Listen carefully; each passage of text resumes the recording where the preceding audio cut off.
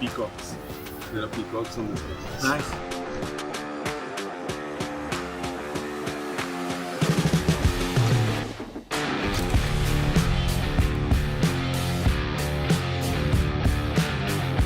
Morning. Great to see you. Welcome. When did you get? I came into Hyderabad. Is it okay? Ready? No, thanks for making it work.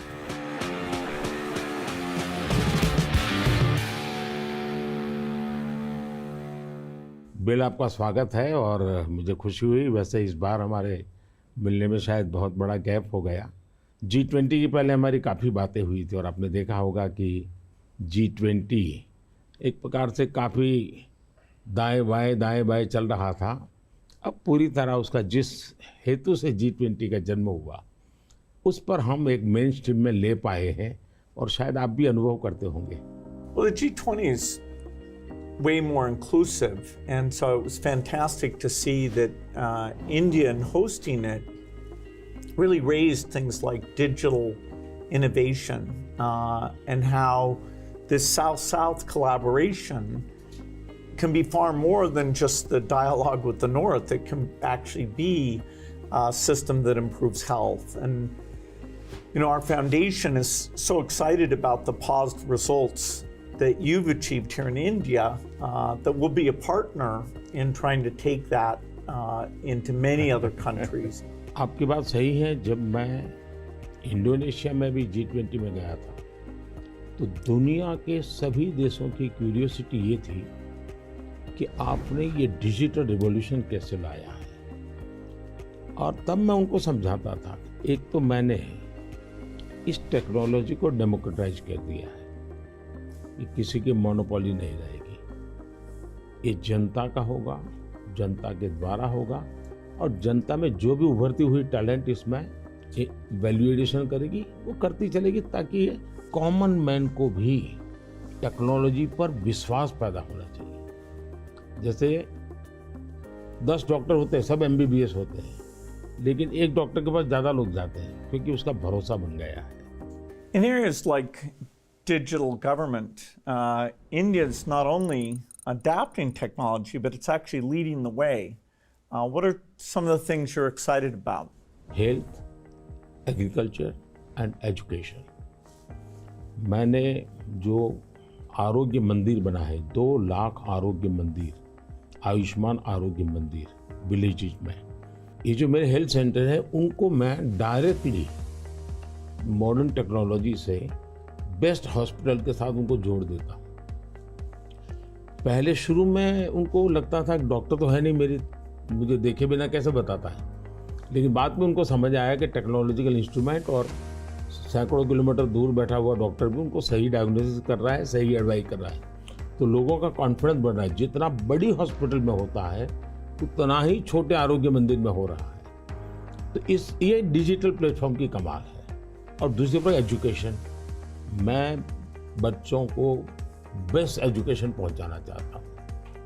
Teacher की जो कमियां हैं उसको मैं technology से भरना चाहता हूँ। दूसरा, बच्चे का इंटरेस्ट विजुअल में है, स्टोरी टेलिंग में है, तो उस प्रकार के कंटेंट बनाना, उस दिशा में मैं काम कर रहा हूँ ताकि बच्चों को लगना चाहिए। और मैंने कुछ सर्वे किया, मैंने देखा बच्चों को बड़ा मजा आ रहा है। मेरे यहाँ एग्रीकल्चर में भी मैं बहुत बड़ा रिवॉल्यूशन ला रहा हूँ और मैं माइंडसेट बदलना चाहता हूँ। In one of the themes I think India brings to technology is that it should be available for everyone, actually lifting up those who need it the most. जब मैं दुनिया में डिजिटल डिवाइड की बात सुनता था, मैं कहता मेरे देश में मैं ऐसा कुछ नहीं होने दूंगा कि डिजिटल डिवाइड हो। और डिजिटल पब्लिक इंफ्रास्ट्रक्चर ये अपने आप में बहुत बड़ी रिक्वायरमेंट है। आज मेरे यहाँ गांवों तक मैं ये डिजिटल फैसिलिटी पहुंचाना चाहता हूँ। तो मुझे लगता है वो बहुत बड़ा टारगेट ग्रुप है। महिलाएं तुरंत नई चीज़ों को स्वीकार करती है, ये मेरा अनुभव है मेरे देश में। उनके अनुकूल कौन सी चीज़ें मैं टेक्नोलॉजी में ले जाऊंगा तो वो एकदम से एक्सेप्टेबिलिटी बनती है। मैंने एक कार्यक्रम लिया है नमो ड्रोन दीदी, इसके पीछे मेरे 2 लक्ष्य हैं। एक तो मैं भारत के गांवों में 3 करोड़ महिलाओं को लखपति दीदी बनाना चाहूँ, और वो भी एक गरीब परिवार से। तो मैं एक साइकोलॉजिकल चेंज करना चाहता हूँ। ये छोटी छोटी चीज़ें नहीं, बड़ी चीज़ें करनी है। दूसरा, गांव में महिलाएं मतलब यही काम करेगी, भैंस को चराएगी, गाय को चराएगी, दूध दोहेगी, नहीं। मैं उसके हाथ में टेक्नोलॉजी देना चाहता हूँ। मैं साइकोलॉजिकल चेंज लाना चाहता हूँ। गांव के सब लोगों को लगना चाहिए कि ये हमारे गांव को बदल रही है। एग्रीकल्चर को मैं आधुनिक बनाना, वैज्ञानिक बनाना, ये ज़रूरत मैं देखता हूँ। और उसी लिए मैंने ड्रोन दीदी का, और बहुत सक्सेसफुल चल रहा है। मैं इन ड्रोन दीदी से इन दिनों बातें करता हूँ, उनको इतनी खुशी है। वो कहते हैं हमको साइकिल चलाना नहीं आता था, आज हम पायलट बन गए, हम ड्रोन चला रहे हैं। सोचने का तरीका बदल गया है।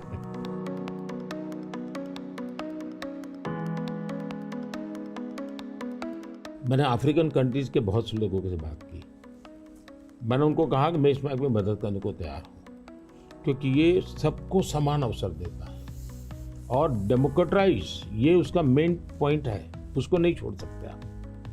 अब आपने देखा होगा कोविड में दुनिया सर्टिफिकेट नहीं दे पा रही थी। मेरे यहाँ मुझे वैक्सीन लेना है तो मैं कोविन ऐप पर जाकर के कितने डिस्टेंस पर मुझे मिलेगा, कौन सा टाइम स्लॉट मिलेगा, और मेरा सर्टिफिकेट भी मुझे within fraction of second मिल जाता था। और कोविन मैंने ओपन सोर्स कर दिया था, कोई भी उसका उपयोग कर सकता है। तो ये मेरा होगा, उसका कारण डिजिटली बहुत लाभ हुआ है मेरे देश में। और हम शायद जो इंडस्ट्रियल रिवॉल्यूशंस हुए, फर्स्ट सेकंड, हम पीछे रह गए क्योंकि हम गुलाम थे। ये चौथा जो इंडस्ट्रियल रिवॉल्यूशन है, जिसमें डिजिटल एलिमेंट सबसे बड़ा है, और भारत इसमें बहुत कुछ प्राप्त कर लेगा, ऐसा मेरा विश्वास है। Yeah, I think the key point is that the digital infrastructure just gets keeping richer. You know, a lot of people know about the identity system and the digital payment systems, and that the government, by taking virtually all the government payment programs now and digitizing those, that alone saved a lot of money and it created access on a more equal basis. But now as you're moving into the different areas, advice for farmers, registering their land, tutoring for kids, and the health records, connecting all of those, that's kind of a second phase. And we're just at the beginning now of the third phase, where these advances in artificial intelligence will come on top of that and make the value even better. आपने सही कहा, AI का महत्व बहुत है। और मैं तो कभी कभी मजाक में कहता हूँ, हमारे देश में माँ को आई बोलते हैं, माता को बहुत से राज्यों में भाषा बोलते हैं आई। अब मैं कहता हूँ हमारे यहाँ बच्चा पैदा होता है तो आई भी बोलता है, AI भी बोलता है। वो इतना एडवांस हो गया है। अब देखिए मैं कैसे उपयोग करता हूँ, मैं आपको बताऊँ, जिसको देखकर आपको भी खुशी होगी कि कॉमन मैन कैसे AI का उपयोग कर सकता है। जैसे मैंने G20 में AI का बहुत उपयोग किया। मेरे पूरे G20 का परिसर था, उसमें पूरा का पूरा AI का उपयोग करके सारे इंटरप्रिटेशन की व्यवस्था मैंने AI से की। मैंने मेरे सभी ड्राइवर्स को मोबाइल फ़ोन पर ऐप डाउनलोड करवा दिया, उसके साथ बैठे हुए गेस्ट उनको करवा दिया। मान लीजिए वो फ्रेंच भाषा जानते हैं तो ड्राइवर के पास ऐप में फ्रेंच की व्यवस्था थी, वो ड्राइवर के साथ फ्रेंच में बोलते थे, ड्राइवर अपनी लैंग्वेज में सुनता था, ड्राइवर अपनी लैंग्वेज में जवाब देता था। यानी ड्राइवर के साथ कम्युनिकेशन किसी भी लैंग्वेज में वो कर सकते थे। मैंने अभी एक प्रयोग किया, मैं काशी तमिल संगमम में कार्यक्रम करता हूँ, तो काशी में तमिलनाडु के लोग आए हुए थे, तमिल भाषा मैं बोल नहीं सकता हूँ, तो मैंने AI का उपयोग किया। मैं हिंदी में बोला और सबने मेरा भाषण तमिल में सुना AI के द्वारा। उसी हाँ यूजिंग माई नमो ऐप, और मैं AI का बड़ा उपयोग करता हूँ और मेरे लिए पूरे देश में बहुत काम आता है। ये मेरा फोटो बूथ है। अब आप सेल्फी ले लीजिए इस पर, take the selfie. Okay. Yeah. Wow. So you can see. Wow. Not only this, since last 20 years, मेरे साथ आपके जितने भी फोटो होंगे, जितने भी मेरी फोटो होंगे 20 साल की, सारे इस पर आ जाएंगे। कभी और किसी पब्लिक फंक्शन में मान लीजिए आपका एक 1/10 पार्ट दिख रहा है, तो वो फोटो में भी अगर मैं दिखता हूँ और आपका 1/10 भी दिखता है, वो भी उसको वो रिकग्नाइज करके ले आता है। तो आज टेक्नोलॉजी का कैसे उपयोग हो सकता है, और मैं मानता हूँ कि इस प्रकार के प्रयोग हमें वैल्यू एडिशन करते हैं। अब पहले क्या होता था, मैं कहीं जाता था, कोई फोटो मांगता था, देते थे। आज मैं कहता हूँ भाई तुम AI पर जाओ, मेरे नमो ऐप पर जाओ, फोटो बूथ में जाओ, खुद की सेल्फी ले लो, आपके साथ मेरा जितना भी फोटो होगा कि कोने में आप खड़े होंगे तो मिल जाएगा। तो हमने थोड़ा रोजमर्रा की जिंदगी में लोगों की मदद करने के लिए उपयोग करना चाहिए। तो मेरी कोशिश होती है कि पहले उसको कंफर्ट लेवल देना, उसको लगना चाहिए हाँ यार ये तो मेरे काम का है। जब काम में होता है तो फिर उसको इनोवेशन करता है, वो नई चीजें जोड़ देता है। I'd love to hear your view on how India sees AI. अगर हम AI को एक मैजिक के टूल के रूप में उपयोग करेंगे तो शायद बहुत बड़ा अन्याय हो जाएगा। या AI का उपयोग अपने आलसीपन को बचाने के लिए मैं करता हूँ कि भाई मुझे किसी को चिट्ठी लिखनी है, मैं ड्राफ्ट नहीं करूँगा, मैं ChatGPT को कह दूंगा कि मेरी चिट्ठी ड्राफ्ट करके दे दो, तो ये गलत रास्ता है। मुझे तो ChatGPT के साथ कंपटीशन करना चाहिए, मैंने उसके साथ लड़ाई लड़नी चाहिए कि नहीं तुम ठीक नहीं कर रहे हो, तुम ये शब्द की जगह ये क्यों नहीं लाए। तो मैं AI से आगे जाने की कोशिश करूँ। अब जैसे हमारे यहाँ बहुत सारी लैंग्वेजेज हैं, बहुत सारी बोलियां हैं, मैं AI को कहता हूँ आप इन बोलियों को पकड़िए। मेरे एस्ट्रोनॉट्स को इंट्रोडक्शन के लिए गया था, तो हमारे एस्ट्रोनॉट्स किस प्रकार से काम करने वाले थे, तो रोबोट से मैं बात कर रहा था। मैंने रोबोट से काफ़ी बातें की और मैंने देखा कि मैं अलग अलग टोन में बोलता था, थोड़ा लहजा बदल के बोलता था, और मैं देख रहा था कि वो मुझे प्रॉपर रिस्पॉन्ड कर रहा था। फिर मैंने उसका नाम बदल करके पूछने की कोशिश की, तो फिर उसने रिस्पॉन्ड नहीं किया।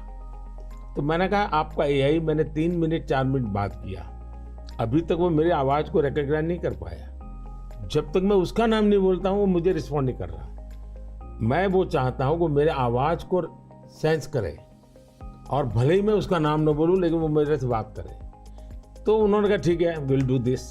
तो मैं हर बार नई चैलेंज देता रहता हूँ। Yeah, it's early days in AI, and I think everyone who uses it, in the same day you're surprised at how good it is, and you're also surprised at how bad it is. It'll do things you think are hard, and then it'll fail to do some things you think are easy. I started my trip here in Hyderabad, which was a nice occasion because Microsoft is celebrating 25 years in the country, and that's been such a fantastic experience. So I was definitely challenging the team there. Hey, we have to make the accuracy better. And for now, it's like a co-pilot. It helps suggest things, but the final decision about medicine or the letter you want to write, the final decision, we still have to review that, even though it may make us a bit more creative and a bit more productive. It seems like AI is a huge opportunity, but there's some challenges that come with that. How do you think India will approach that? देखिए, AI ने जो challenges खड़ी की है, वो मैंने देखा है कि इतनी अच्छी चीज अगर प्रॉपर्ली ट्रेन किया बिना किसी के हाथ में दे दी जाए तो वो मिसयूज होने की संभावना ज़्यादा है। अब मैंने AI से जुड़े सारे ब्रेन से उनसे भी बात की। मैंने कहा शुरू में हमने कोई भी AI जनरेटेड चीज़ है तो उस पर आना चाहिए वाटरमार्क कि ये AI जनरेटेड है, ताकि कोई मिसगाइड ना हो। और ये बुरी चीज नहीं है, सिंपली इट्स AI जनरेटेड, तो मैं उसका वैल्यू समझ लूंगा। डीप फेक भारत जैसे डेमोक्रेटिक कंट्रीज में और इतनी विशाल कंट्री में कोई एक डीप फेक में कुछ भी चीज डाल दे, जैसे मेरे ही वॉइस में कुछ ऐसी गंदी चीज डाल दे, तो शुरू में तो लोग मान जाएंगे, तो बहुत बड़ी आग लग जाएगी। तो ये जरूरी है कि डीप फेक AI जनरेटेड और ये सोर्स है, ये आज शुरू के दिनों में, आगे चल करके क्या होगा जरूरत नहीं पड़ेगी शायद, लेकिन ये हमने कुछ डूज एंड डोंट्स उस पर सीरियसली सोचना पड़ेगा। उसी प्रकार से मैं AI से पहले काम वो लूं जिसकी मेरी महारत हो। मेरी महारत हो और मैं थक गया हूं, सो जाऊं, वो कर लेगा, तो वो ठीक नहीं है। जैसे हम कह देते कि भाई तुम 5 बजे उसको फोन लगा देना, तो AI कर देगा, या मैं कह दूंगा कि मेरा वो गाना मुझे सुना दो, तो वो कर देगा। तो मुझे पता होना चाहिए ना कि भाई मुझे इस समय किस गाने को सुनने की जरूरत है, मेरे लिए क्या रिक्वायरमेंट है। अगर मैं ये ना कर दूं, मेरे से टूल का ही उपयोग करने के लिए खेल खेलता रहूं, तो शायद मैं वैल्यूएशन नहीं कर पाऊंगा, टाइम पास कर लूंगा। In the AI world, data is so important, and yet, people have concerns, privacy concerns. How do we strike the balance there? Data एक बहुत बड़ा इश्यू बना हुआ है, हमने उसकी सिक्योरिटी भी देखनी चाहिए। भारत में कानूनी व्यवस्था तो की है, लेकिन लोगों को भी अवेयर करना पड़ेगा। अब जैसे मैंने आज हमारे देश में यूनिवर्सिटीज वगैरह सारे सर्टिफिकेट क्लाउड में रखवा देता हूँ, ताकि खर्चा भी बचता है और जो भी रिक्वायरमेंट मिल जाती है।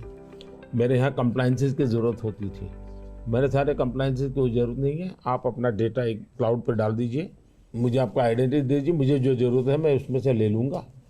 तो मैं नागरिकों का ईज ऑफ लिविंग के लिए टेक्नोलॉजी का बहुत उपयोग कर रहा हूँ। दिनों सर्विसेज के लिए पहले करता था, अब मैं ईज ऑफ लिविंग के लिए कर रहा हूँ। Yeah, data is definitely, it's going to be very exciting that we'll be able to preserve privacy and still learn a lot from the data. Like which crop should you plant? If we get all the data from the farmers without their names, so we don't invade their privacy, but giving better farmer advice, or seeing here in India, the top 10% of teachers are so good, and saying, okay, what are they doing, and how do we spread that to the other people? Or even if there's some new nutrition approach, sometimes it works and sometimes not. And so because you have the medical record, the ability to kind of track and say, okay, this is working very well, or this isn't, we can be a lot smarter without threatening individual privacy. मैं इसको दो तरह, एक हमें common man को भी quality data के लिए ट्रेन करना पड़ेगा। हमारे डेटा में क्वालिटी होनी चाहिए, क्लैरिटी होनी चाहिए। दूसरा, डेटा ओनर को मालूम होना चाहिए कि जो मेरे से डेटा मांग रहा है वो किस काम के लिए मांग रहा है। अगर वो उसके साथ एग्रीमेंट करके उसमें से कमाई करना चाहता है तो उसको अलाउ करना चाहिए कि और पहला, उसको प्रायोरिटी रिसर्च के लिए होनी चाहिए। रिसर्च के डेटा की वैल्यू ज़्यादा ना हो, ताकि वरना रिसर्च बहुत महंगा हो जाएगा। और रिसर्च करने वाले इंस्टीट्यूट ने भी उसको एश्योरेंस देना चाहिए कि तेरे डेटा का मैं जो उपयोग कर रहा हूँ वो इसी काम के लिए हो, अगर ये ग्लोबल गुड के लिए है, कॉमन मैन के गुड के लिए, तो मैं मानता हूँ दुनिया में कोई भी व्यक्ति इनकार नहीं करेगा। I think it's interesting that some of these digital systems create efficiency by getting rid of the middleman, and that's super beneficial. मैं तो कभी कभी कहता हूँ कि मैं ऐसी सरकार चलाना चाहता हूँ एज फार एज मध्यम वर्गीय जो वर्ग है उसकी जिंदगी से सरकार बाहर निकल जाए, उसकी जिंदगी में सरकार की कोई ज़रूरत ही ना हो। जो गरीब है जिसको सरकार की ज़रूरत है वहाँ सरकार भरपूर हो, लेकिन जिसको कोई ज़रूरत नहीं, बिना कारण सरकार जा कर के उसको कोई ये लाओ वो लाओ, ये करो वो करो करती रहती है, तो वो बंद हो जाएगा। और इसलिए मेरी कोशिश यही है कि हमारा प्रयास यही रहेगा कि हम इसको करें। In 2015, one of the great things we did together was you came to Paris for that mission innovation. That was fantastic. Yes. Climate के संबंध में हम दोनों के विचार एक ही प्रकार के हैं और आपने बहुत सक्रियता से भूमिका भी अदा की। तो उस समय ओबामा, आप, मैं और फ्रांस के प्रेसिडेंट हम मिले थे और तब हम लोगों ने डिटेल में चर्चा की थी हम इसको वे फॉरवर्ड कैसे ले जाएं। लेकिन दुर्भाग्य से वो बात ज़्यादा आगे चली नहीं। लेकिन G20 के बाद क्लाइमेट को लेकर एक वातावरण बना है कि भाई सब लोग अपनी अपनी जिम्मेवारी अदा करेंगे। तो जो हमने बीज बोए थे और जिसमें आपकी भी बहुत बड़ी भूमिका थी, वो अब कुछ वटवृक्ष के रूप में सामने आएगा ऐसा मुझे लग रहा है। मैं समझता हूँ क्लाइमेट एक ऐसा विषय है जरा खुले में जाकर के हम लोग बात करते हैं।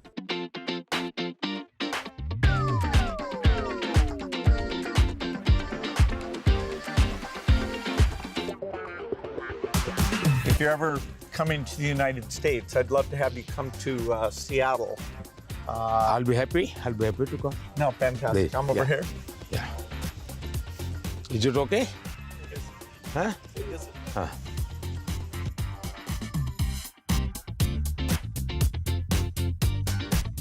क्लाइमेट को लेकर के हम बात कर रहे थे। भारत, मुझे बहुत खुशी है कि हम रिन्यूएबल एनर्जी के क्षेत्र में बहुत तेज़ी से आगे बढ़ रहे हैं। सोलर एनर्जी, विंड एनर्जी, हम काफ़ी काम, हम न्यूक्लियर के अंदर काफ़ी तेज़ी से आगे बढ़ना चाहते हैं। उसी प्रकार से ग्रीन हाइड्रोजन को हम बहुत तेज़ी से आगे बढ़ना चाहते हैं। मैं तमिलनाडु में था तो हमने एक हाइड्रोजन से चलने वाली बोट मैंने वहाँ से रवाना की, जो काशी में मेरे जो टूरिस्ट आते हैं उनके लिए ये एनवायरनमेंट फ्रेंडली, पॉल्यूशन फ्री ये बोट काशी से अयोध्या के लिए चलाने के लिए मैंने सोचा है, ताकि क्लीन गंगा की मेरी जो मूवमेंट है उसको भी मदद मिलेगा। एनवायरनमेंट कॉन्शियस सोसाइटी के लिए भी वहाँ से एक मैसेजिंग होता रहेगा। Well, India brings to the climate change a rich history of caring about the environment. How do you see connecting those? हमारे यहाँ रीयूज, रिसाइकल ये हमारे नेचर में है। अब देखिए ये जो जैकेट है ये रिसाइकल मटेरियल का है, लेकिन ये रिसाइकल मटेरियल की भी विशेषता है। इसकी विशेषता ये है, जो टेलर के यहाँ कपड़े के टुकड़े निकलते हैं ये सारा वेस्ट इकट्ठा किया हुआ है। फिर जो पुराने कपड़े हैं उसको भी इसमें लिया हुआ है और 30-40% वेस्ट प्लास्टिक बोतल को लिया हुआ है और उन सबको रिसाइकल करके ये कपड़ा बना है। Yeah, the innovation both here in India and the world is coming along. Are the goals that we set, staying below 1.5 degrees, we probably will miss that. Even 2 degrees isn't going to be so easy. And the thing you and I really emphasized in Paris is the need for innovation. If the green approach can be made as cheap or cheaper than the old approach, then the adoption will be very good. If it's more expensive, it's not clear who's going to be willing to pay for that. Should the rich countries pay for that? It's not fair to tell India to slow down, building basic infrastructure just because the West had those emissions. But you'll have to have some adaptation because there will be some warming, particularly which farmers will have to take into account. मुझे लगता है कि हमने 2-pronged strategy की तरफ जाना चाहिए। एक तो है इनोवेशन, और इनोवेशन में हमारी जो रिक्वायरमेंट्स हैं वो क्लाइमेट फ्रेंडली कैसे हो, नेचर फ्रेंडली कैसे हो, उसमें इनोवेशन हो। भारत ने अभी अपने इस बजट में 1 लाख करोड़ रुपए का कॉर्पस फंड बनाया है और यंग जनरेशन को हमने कहा है कि आप इनोवेशंस के लिए आइए। 50 साल तक इंटरेस्ट फ्री लोन हम देंगे और आप इनोवेशन कीजिए। 1 लाख करोड़ रुपए का मैंने जो अपकमिंग टेक्नोलॉजीज है, फ्यूचरिस्टिक टेक्नोलॉजी है, उस पर आप रिसर्च करिए, इनोवेशन कीजिए। तो मैं एक तरफ उनको प्रोत्साहित करूँ, लेकिन दूसरी एक बात है जिसको गंभीरता से ले, और ये वो लाइफस्टाइल। और इसलिए मैंने मिशन लाइफ शुरू किया है। और मैं जब लाइफ कहता हूँ तब लाइफस्टाइल फॉर एनवायरनमेंट, क्योंकि हमारी रोजमर्रा की जिंदगी में अगर हम क्लाइमेट फ्रेंडली लाइफस्टाइल स्वीकार नहीं करते, प्रो नेचर हम जीवन नहीं जीते हैं, तो हम बाहरी कितने ही प्रयास क्यों न करें, हम नए नए इनोवेशन करेंगे, नई नई चीजें जोड़ते जाएंगे, हम अपनी जिंदगी को ऐसी कैसे बनाए। अब हमारा मुसीबत क्या है, हमारा प्रगति का आंक क्या, तो भाई कौन सा देश कितना स्टील उपयोग करता है, कौन सा देश पर कैपिटल कितना एनर्जी कंज्यूम करता है, उसके आधार पर उस देश की इकोनॉमी में जा। अगर ये पैरामीटर रहेंगे तो फिर वो इलेक्ट्रिसिटी कंज्यूम करने के लिए कोशिश करेगा, स्टील कंजम्पशन की कोशिश करेगा, फिर स्टील उत्पादन के लिए लगेगा, तो स्टील उत्पादन में कार्बन का प्रॉब्लम करेगा। मतलब हमने हमारी सोचने के तरीकों बदलना पड़ेगा। जब सोचने के हमारे पैरामीटर, जिंदगी के पैरामीटर, प्रगति के पैरामीटर हमने क्लाइमेट फ्रेंडली बनाने चाहिए। आज हमारे प्रगति के सारे पैरामीटर एंटी क्लाइमेट है। बिजली कंजम्पशन के आधार पर प्रगति नापी जाती है, स्टील कंजम्पशन के आधार पर प्रगति नापी जाती है। Yeah, I've been interested in your discussions about green GDP. Update me on your thinking. मैं तो कहता हूँ दुनिया को ग्रीन जीडीपी के कंसेप्ट को डेवलप करना चाहिए कि भाई तुम्हारी टोटल जीडीपी में ग्रीन जीडीपी कितनी है, टोटल रोजगार में ग्रीन रोजगार कितने हैं। हम एक नया आखिर टर्मिनोलॉजी बदलनी चाहिए दुनिया की। तो मैं समझता हूँ कि समस्या का समाधान हो सकता है, लेकिन अगर मैं कहूँगा मैं तो जितना उपयोग करता हूँ करूँगा, मैं तो इतनी बिजली उपयोग करूँगा, मैं इतना पानी बर्बाद करूँगा, मैं ये करूँगा।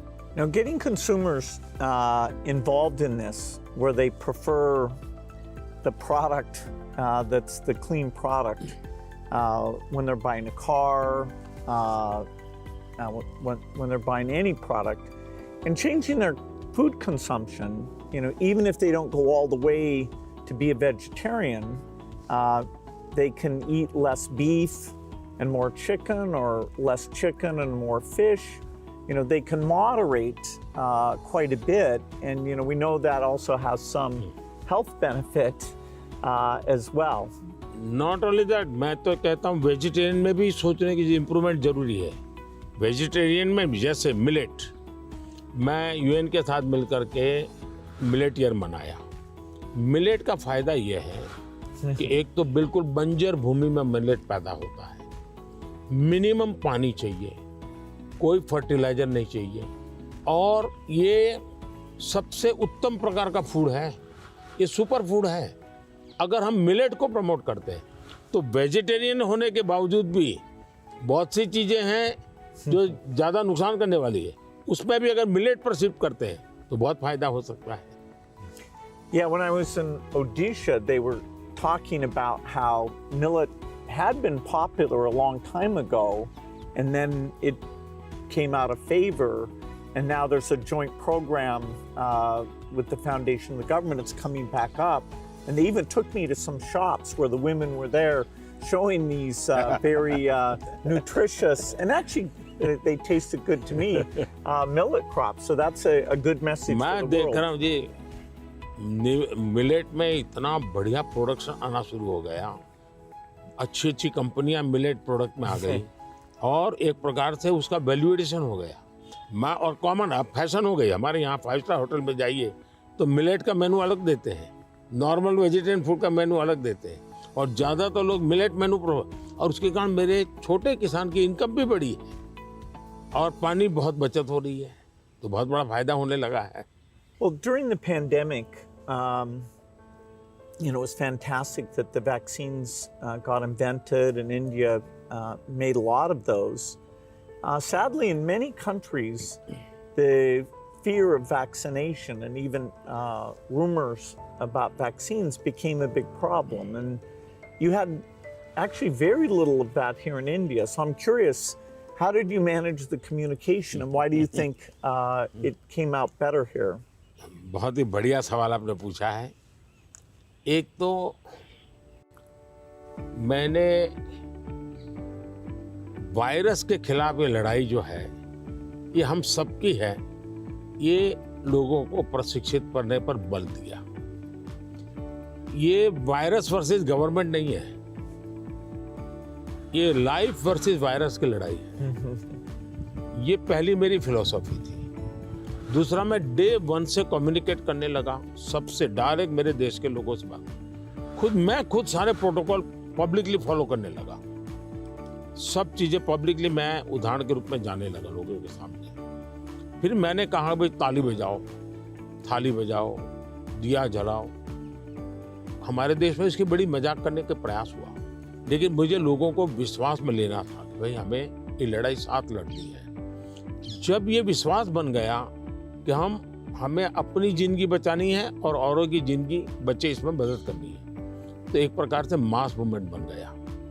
और उसके कारण मुझे बाद में जो भी चीज कहता था देशवासियों को, वो मुझे मदद करते। फिर मुझे क्वेश्चन नहीं करते थे कि मास्क लगाना चाहिए कि नहीं लगाना चाहिए, उनको लगता था। और लोग भी एक दूसरे को कहते थे मास्क लगाओ।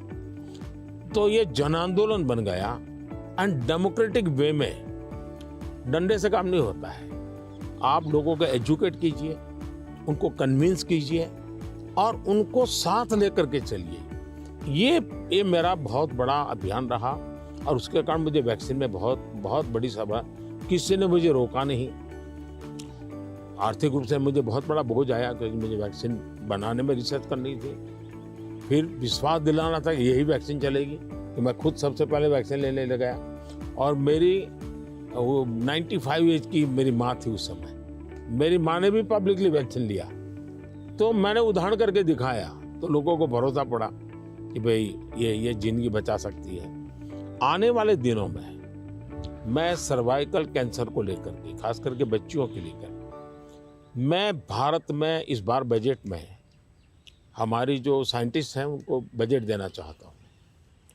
और मैं उनको कहना चाहता हूँ इसमें भी आप लोकल रिसर्च कीजिए, वैक्सीन बनाइए और बहुत ही कम पैसों में मैं मेरे देश की सभी बच्चियों का वैक्सीनेशन करूँ और किसी भी बच्ची को कैंसर की संभावना ही न रहे वो स्थिति पैदा करूँ। उस दिशा में इन दिनों मैं काम कर रहा हूँ। जब मेरी नई सरकार बनेगी तो मैं सबसे पहले उस दिशा में काफ़ी पैसे रिसर्च में लगाना चाहता हूँ ताकि मेरी बच्चियों की ज़िंदगी बचे। मैं एक इंटरेस्टिंग बात बताना चाहता हूँ। सरदार वल्लभ भाई पटेल 1930 के आसपास अहमदाबाद म्यूनिसिपल कॉरपोरेशन, उस समय नगर पालिका होती थी, उसके मेयर थे। और उस समय एक एपिडेमिक की स्थिति पैदा हुई, वैक्सीनेशन करवाना था। कुछ लोगों ने रिलीजियस कारणों से उस समय वैक्सीन लेने से मना कर दिया, रेजिस्ट किया। तो सरदार वल्लभ भाई पटेल ने बड़ा कड़ाई की और कंपल्सन किया कि भाई मुझे सारे की जिंदगी बचानी है। यानी ये रेजिस्टेंस दुनिया के हर देश में सदियों से चला आया रहा, लेकिन अगर उसको ओपन अप करके हम करें तो शायद ठीक हो जाता है। तो मैंने सुना है कि आप गुजरात स्टैच्यू ऑफ यूनिटी पर जा रहे हैं, आपने शायद उसके विषय में कुछ पढ़ा होगा, आपने जाने का कार्यक्रम बनाया है तो। No, it's, I'm very much looking forward to that. You know, I understand it's quite grand, much bigger than the Statue of Liberty. So that'll be fun to see. And also to meet some of the women's groups there and hear how they've gotten involved in tourism or, you know, how they see all the work that they do. इसकी बड़ी interesting story है, background information मैं आपको देना चाहूँगा। सरदार वल्लभ भाई पटेल की विशेषता ये रही थी, भारत को एक करने में उन्होंने बहुत बड़ी भूमिका निभाई थी, यूनिटी में बहुत बड़ा रोल किया। तो मैं जब गुजरात का मुख्यमंत्री था, मैंने एक मास मूवमेंट शुरू की। मैंने लोगों को अपील की कि हर गांव से मुझे खेत में जो उपयोग किया है औजार, उसका लोहे का टुकड़ा चाहिए। हर गांव से एक लोहे का टुकड़ा चाहिए, और वो चाहिए क्या, जिसका कभी न कभी खेत में औजार उपयोग किया है। तो हिंदुस्तान के 6 लाख गांवों से मैंने किसानों से लोहे का टुकड़ा इकट्ठा किया, उसको मेल्ट किया और उसका मैंने स्टैच्यू में उपयोग किया है। दूसरा, मैं हर गांव से मिट्टी लाया, उस मिट्टी का मैंने एक यूनिटी वॉल बनाया है। तो हिंदुस्तान के 6 लाख गांवों की मिट्टी उसमें है, और मेरा उसके पीछे स्पिरिट है यूनिटी का। हमने इतने बड़े देश की विविधताओं के बीच में एकता कैसे बनानी, उसके लिए मैंने स्टैच्यू बनाया। और स्टैच्यू ऑफ लिबर्टी से ये डबल साइज का है, ये दुनिया का सबसे बड़ा ऊंचा स्टैच्यू, और कम से कम समय में बनाया। Yeah, I hope they have a video of the construction because I'm always fascinated how do you assemble something like that? इसका पूरा एक मैंने किताब निकाला है स्ट्रक्चरल इंजीनियरिंग का पूरा। Okay. फिर फाउंडेशन स्टोन से लेकर के अब तक टेक्नोलॉजिकल इम्प्रूवमेंट कैसा हुआ उसका डिटेल स्टोरी है, वीडियोग्राफी भी है और बुक फॉर्म में भी है। वो मैं अपनी टीम को बताऊंगा, वो आपको मिले, क्योंकि ये सच में, और मैंने सभी इंजीनियरिंग स्टूडेंट को वहाँ स्पेशली ले जाता था कि वो ये स्ट्रक्चरल इंजीनियरिंग का स्टडी करेंगे, इतना बड़ा काम कैसे हो रहा है, और वो बहुत ही उनका इंटरेस्टिंग था। वो अभी मैंने गुजरात में हिंदुस्तान का सबसे बड़ा सी केबल ब्रिज का उद्घाटन किया, हिंदुस्तान का सबसे बड़ा। तो मैंने इंजीनियरिंग स्टूडेंट को कहा तो वहाँ जाइए, उसका स्ट्रक्चरल इंजीनियरिंग का स्टडी कीजिए, क्योंकि मैं ये हमेशा इन चीज़ों में चाहता हूँ कि चीज़ें बना करके छोड़नी नहीं है, मैं उसमें इंस्टीट्यूशनलाइज करना चाहता हूँ, नई पीढ़ी को तैयार करना चाहता हूँ। So over our careers, technology's gotten so much better. I'm just curious in terms of your journey of using, PCs or phones or different types of software. Was there something that really drew you in, or what's that been like? एक तो मुझे पागलपन है technology का, खुद expert नहीं हूँ, मेरी क्यूरियोसिटी रहती है, बालक की जैसे रहती वैसे रहती है। मुझे बहुत याद है, बहुत पहले मेरे पास एक गैजेट था, हाथ में रखने वाली छोटी सी डायरी थी, अच्छी थी लेकिन थोड़ा वेट था। मैं बहुत साल पहले यूएसए गया था, तो जब यूएसए गया तो मैं कई बड़े मॉल में जाता था, लेकिन मैं टेक्नोलॉजी वाली दुकान पे जल्दी जाता था। तो मैंने उनको कहा भाई ये इसका लेटेस्ट वर्जन कोई है क्या? तो वो देखता रह गया ये क्या है, बोले अभी तो हमारे देश में ये आया नहीं है, तो ये भी तो अभी आया नहीं, तो अगला वर्जन कहाँ से आएगा? तो मैं इतना एडवांस चीज़ों को ढूंढता रहता था, देखता रहता था, लेकिन मैं टेक्नोलॉजी का गुलाम नहीं हुआ, मैं किसी से बंधा नहीं हूँ। मैं पानी के प्रवाह की तरह नई चीज़ों को खोजता रहता हूँ, ढूंढता रहता हूँ, और कहीं पर मुझे सुनता हूँ तो मैं ले आता हूँ, और शायद मुझे जल्दी से करने का भी शौक़ है, उसको मैं जल्दी से जल्दी कैसे लाऊं, जल्दी कैसे करूं। जैसे एआई दुनिया के चर्चा करने लगी तो मैं एआई के पीछे मैं क्या कर सकता हूं। दूसरा, मेरा ध्यान किसी चीज़ को देखता हूं, उसका मल्टीपल यूटिलिटी क्या होती है, और मेरी सब फैकल्टी उस पर काम करना शुरू कर देती है। मैं कोई चीज़ देखता हूँ तुरंत मेरे नहीं ये नहीं, ऐसा करो ऐसा करो ऐसा करो। तो ये शायद मेरा गॉड गिफ्टेड मेरा नेचर है। जो मैं समझता हूँ हमारे जो दर्शक हैं उनको शायद कुछ ऐसी चीज़ें हैं सुनना बहुत अच्छा लगेगा। आपकी ज़िंदगी के विषय में जो सुना है कि भाई गैरेज में आपने ज़िंदगी की शुरुआत की और वहाँ से यहाँ पहुँचे, उस जन्म में सबसे संतोषजनक पल कौन सा आया होगा? I'm so lucky. I was born at a time when the chip miracle happened. I got a very good education. I have kind of an optimistic view, so dropping out of school to take risk didn't seem that dangerous to me. I have to say, though, the most exciting thing is when you see people using the technology. When you go into a classroom and you see people using it. In a certain sense, I always wanted software for my own curiosity, and that I could take courses online and all that, and to see that other people, not only does it work for them, but it's kind of empowering them. That's been very gratifying.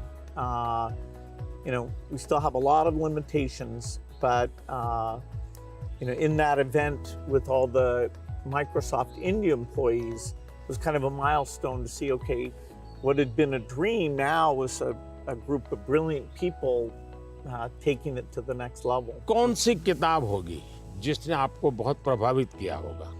Well, I think the one, and people are going to read one, is Steven Pinker wrote one called The Better Angels of Our Nature. If you learn about the world, you see all the shortcomings. Children are still dying, and it can actually, the more you learn, it can seem very bleak. But the truth is, we have made incredible progress. more children are surviving. And so we have to both be upset that it's not good enough, but also understand that incredible progress. And so I thought that book really captures that duality in a brilliant, brilliant way. One question I've always wanted to ask you is, you're one of the hardest working people ever, but I'm just curious, when you do want to relax, do you have a game or something that helps you to take time off? मेरे यहाँ relaxation auto pilot है और वो मेरे जिंदगी को मिली हुई एक स्पिरिचुअल प्रसादी है मेरे गुरुजनों से, जो मुझे बहुत बड़ी ऊर्जा देती है। काम ज़्यादा कर सकता हूँ, करता हूँ, वो मेरा कोई फिजिकल एनर्जी के कारण है ऐसा मुझे नहीं लगता है, मेरे कमिटमेंट के कारण है। मेरे मन में हमेशा एक इमोशनल अटैचमेंट है कि जो मिशन मेरे सामने है मैं उसको जीता हूँ, मैं मिशन के लिए जुड़ जाता हूँ, जो इसलिए मुझे और कुछ दिखता नहीं है। तो एक तो ये वो कारण है। दूसरा, मेरा शरीर का ट्रेनिंग ऐसा हो गया, I can say body training. जैसे मेरी बहुत कम नींद है, मैं लेट नाइट तक काम कर सकता हूँ, मैं आज भी बहुत जल्दी उठ जाता हूँ और मैं हमेशा फ्रेश रहता हूँ। और ये कारण था मेरा, जब एक कालखंड था जब मेरा हिमालयन लाइफ था, तो उसमें एक हमारी परंपरा रहती थी, जो संन्यास्त परंपरा में ब्रह्म मुहूर्त में स्नान करना, तो करीब वो 3:20 3:40 के बीच में होता है सुबह मॉर्निंग में। तो मैं उन चीज़ों से बड़ा आदी बना हुआ था, तो मेरा बॉडी एक प्रकार से ट्रेंड हो चुका है और इसलिए मुझे रिलैक्स करने के लिए कुछ एक्स्ट्रा किसी चीज़ की ज़रूरत नहीं पड़ती। और उसके कारण एक कमी भी है कि मैं कोई एक्स्ट्रा एक्टिविटी जानता भी नहीं हूँ, क्योंकि मैं इसी में लगा रहता हूँ, अपने काम में नया नया करता रहता हूँ। तो ये एक अच्छाई भी है, कमी भी है। Well, we've had fantastic partnership working together, and I see many opportunities to do even more. So look forward to talking again, whether it's the next time I'm here or hopefully I'll see you in Seattle sometime. मुझे बहुत अच्छा लगा और कई विषयों पर ऐसे गप्पे मारने का मौका मिला। वैसे भी जब भी मैं आपके साथ मिला हूँ, मैंने आपका काफ़ी समय भी लिया है हमेशा, क्योंकि आप पूरी दुनिया घूमते हैं, आपके मन में गरीबों के लिए कुछ करना, न्यूट्रिशन में कुछ करना, एजुकेशन में कुछ करना, हेल्थ में करना, ये मैंने फील किया है कि आप मन से कमिटेड हैं। तो मुझे हमेशा लगता है कि आपके पास नए विचार होते हैं, नए, और आज भी आप नए विचारों के लिए उत्साहित होते हैं। आप आराम से ज़िंदगी गुजारना नहीं चाहते, तो इसलिए मुझे हमेशा आपके साथ बात करना अच्छा लगा है और मुझे हमेशा कुछ न कुछ जानने को मिला है, सीखने को मिला है।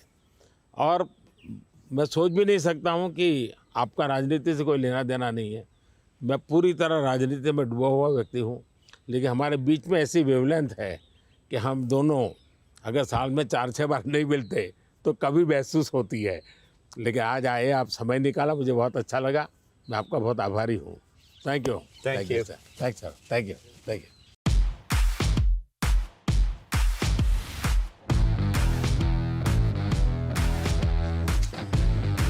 These are some nutrition books. Finally, we're making progress on nutrition. Yes, thank you.